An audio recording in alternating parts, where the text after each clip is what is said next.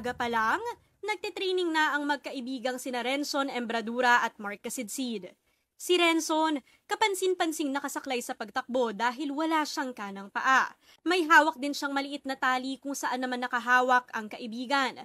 Si Mark kasi ay visually impaired. Kwento ni Mark, isa siyang premature baby at isinilang na may eye condition. Grade 4 nang mabulag ang kaliwa niyang mata at 2003 naman nang mabulag din maging ang sa kanan.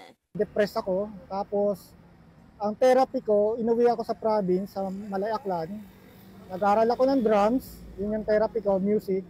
And then, nag-aral ako ng massage therapist.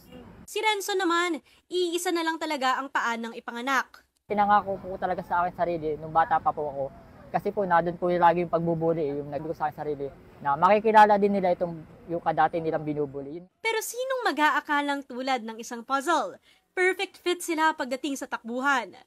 Nagkakilala kami ni Renson sa running community na way back 2017.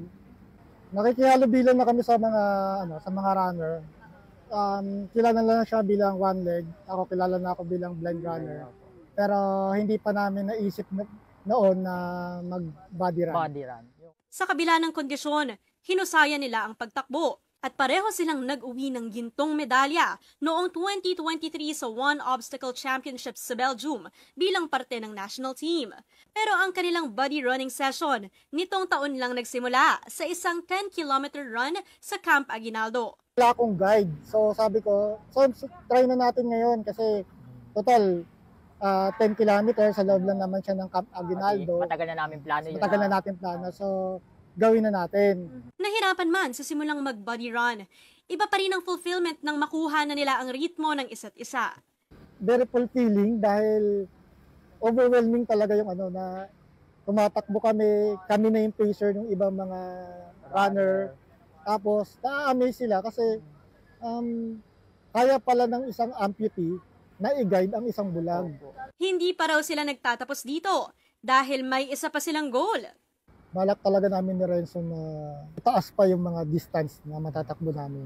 Balak namin din na hindi lang mag-road run, kundi mag-trail run. Kasi mas mahirap po yung trail. Tapos, kung ibibigay ng pagkakataon, gusto din namin tumakbo sa labas ng bansa. Whatever obstacles there are, Renson and Mark are reminders that you are not alone. Mobile journalist Denise Valdesancho po, hatid ang mukha ng balita.